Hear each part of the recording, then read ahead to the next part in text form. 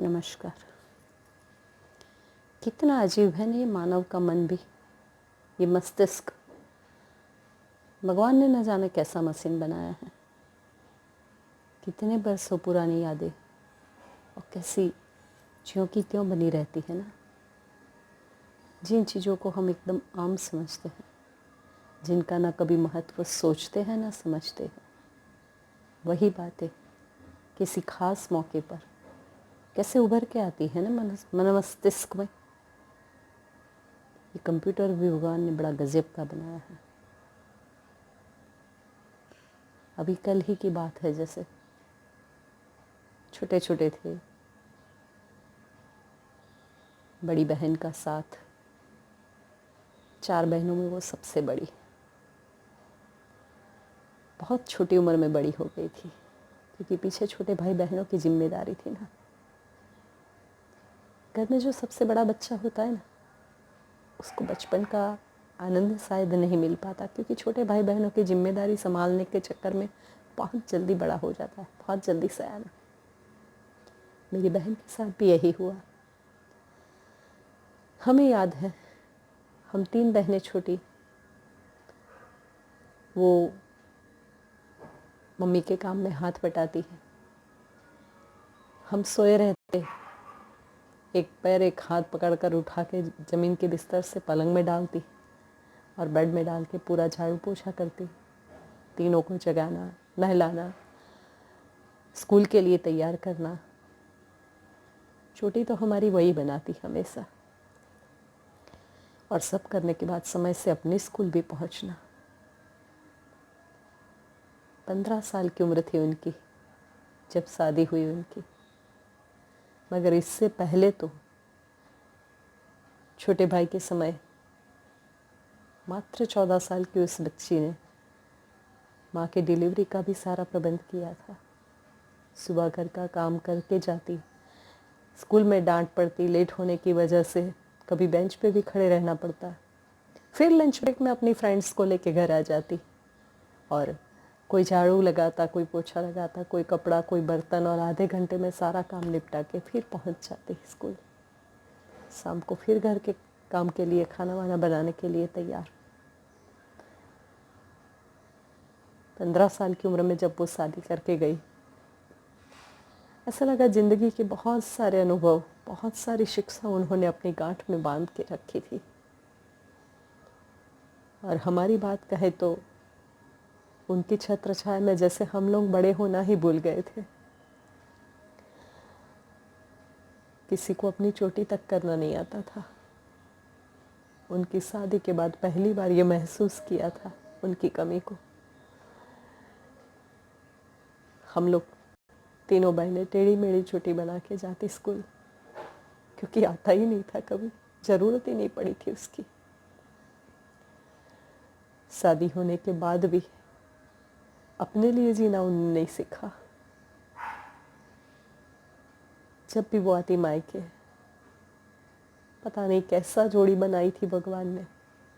जितना सुंदर हृदय उनका था, उतने ही प्यारे जीजाजी मिले। और अपने लिए नहीं सोचा उन लोग ने। गांव में रहते थे, बड़ौदा जैसी सिटी में पली बड़ी वो लड़की गांव देहात में जब ब्याह करके गई,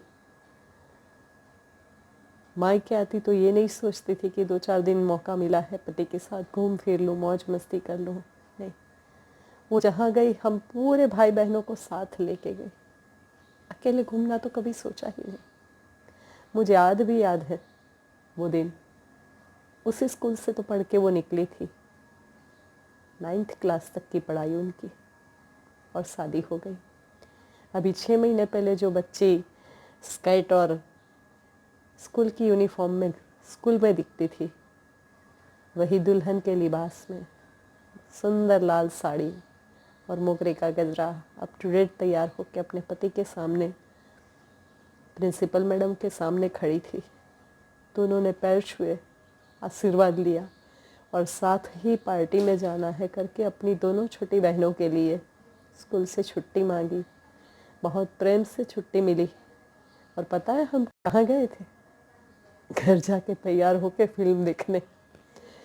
कभी अकेले तो वो गए ही नहीं। जब रहने वो अलग गई, नडियाद रहने लगे, तब भी हम लोगों के लिए तो एकमात्र स्थान था जहाँ हम अपनी छुट्टियाँ बिताते, छुट्टियों में थोड़ा सा आनंद कर लेते। अपना घर तो होता ही है, मगर हर बच्चा चाहता है घर से बाहर छुट्टियों में कहीं। हम सभी छोटे भाई बहन बहन के घर जाते, और जब उनके घर जाते तो दिन भर साथ मिलके काम करना, खाना पीना, शाम को कहीं बाहर जाने के लिए नाश्ता बना के रेडी रखना। दिन भर के थके हारे जीजाजी घर आते, और आने के बाद हम लोग सब तैयार ही मिलते उनको। बस थोड़ा सा फ्रेश हुए, चाय वाय पी लिए, चलो घूमने, कभी फिल्म देखने तो कभी गार्डन, और 7 दिन में तरह तरह का भोजन और रोज अलग अलग जगह घूमना। छोटी सी आय उनकी, छोटी सी तनख्वाह, हम लोग के रहते वो पूरा खर्च कर देते हैं, और हमारे वापस लौटने के बाद बाकी के पूरे दिन वो सिर्फ आलू प्याज की सब्जी खा कर चलाते। कभी नहीं समझ में आती थी ये बातें तब। इंसान भी कितना अजीब है ना, जो चीज़ पास में नहीं है उसके लिए हज़ारों प्रयत्न कर ले, मगर जब वो मिल जाए तो उसकी कदर करना भूल जाता है, और जब वही चीज़ छीन जाए तब फिर उसके लिए तड़पता भी है। वो चाहे कोई प्यारी सी वस्तु हो, चाहे कोई अपना, उसे याद करके फिर रोता भी है। आज उनके नहीं रहने पर उनको याद कर रहे हैं हम सब, उनकी एक एक खूबियों को। हाँ, कभी नाराज हो जाती थी वो, बोल देती थी, कुछ सुना देती थी, मगर दिल की बहुत अच्छी थी, किसी का दर्द नहीं देखा जाता था उनसे। इसीलिए तो अपनी ऐसी शारीरिक स्थिति में भी 4-5 साल से डायलिसिस पे चल रही थी ना, मगर इतनी तकलीफ़ों के बाद भी जब मौका मिला वो काम के लिए तैयार रही। यहाँ तक कि 2 साल पहले मम्मी को जब एडमिट किया और मैंने उनको मना किया कि नहीं, आप मत आइए हॉस्पिटल, क्योंकि आपका डायलिसिस चल रहा है, आपको इन्फेक्शन हो जाएगा, दिक्कत होगी, तबीयत गड़बड़ होगी तो। और तब कहती है कि टिफ़िन मैं भिजवाऊँगी। जब मना किया कि आप आराम कीजिए, आपकी तबीयत ठीक नहीं है, तो बोलती है क्या समझती हो, मैं इतनी कमज़ोर हूँ, अभी भी मैं 50 लोगों का खाना बना सकती। ये नहीं था कि शारीरिक स्थिति उतनी शानदार थी, हाँ मनोबल बहुत जोरदार था, हृदय बहुत अच्छा था, किसी के भी लिए कुछ भी कर गुजरने की चाहत थी। पर शायद अच्छे लोगों की भगवान को भी ज़्यादा ज़रूरत होती है, उसे भी तो स्नेह की भूख रहती है ना। कई बार देखा है, बुरे लोग तरसते रहते हैं, जिंदगी और मौत से लड़ते रहते हैं, मांगते हैं भीख में, भगवान से मृत्यु नहीं मिलती है। शायद लगता है वो करुणा सिंधु है ना, प्यार का सागर है ना, उसे भी प्यार की उतनी ही प्यास है, अच्छे लोगों की ज़रूरत उसे भी है, इसीलिए अच्छे लोगों को अपने पास बुला लेता है। ठीक है मोटी बहन, जहाँ है आप बस खुश रहना। हमने हमेशा आप दोनों को साथ देखा है, साथ ही रहना, साथ जिए और साथ गए। ऐसा लगा वहाँ भी, परमधाम में भी आपका साथ बना रहेगा। गुरुवर का ऐसा ही हो। कितनी अजीब बात है ना, गुरुदेव की एक बात प्रज्ञा पुराण की इस समय मुझे याद आ रही है। ये कहानी मैंने स्वयं अपनी कथाओं में कई बार बताई है, जहाँ कहते हैं एक व्यक्ति, उसका बेटा मर गया, रो रहा है। गांव में एक मंदिर है, मंदिर में एक पुजारी है, एक संत है, वो उनको शिक्षा देते हैं।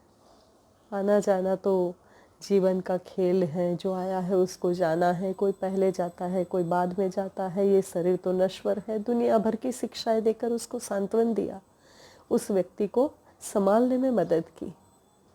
कुछ दिनों बाद उसी संत की बकरी मर गई, और बकरी मरने पर वो दहाड़े मार मार के रो रहा था। किसी ने पूछ लिया, अब तो उस व्यक्ति को ऐसी ऐसी बातें बता रहे थे जीवन मृत्यु के बारे में, फिर आप बकरी के लिए क्यों रो रहे हैं? पता है उस संत ने क्या कहा? वो कहते हैं, लड़का तो उसका था मगर बकरी तो मेरी थी ना। कितना सही है ना।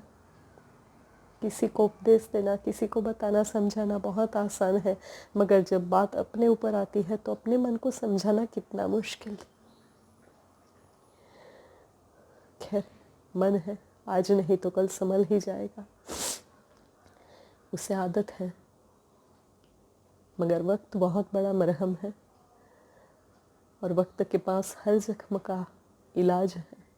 ये जख्म भी भर जाएंगे, सभी उनके अपने, उनके बिना भी जीना सीख लेंगे।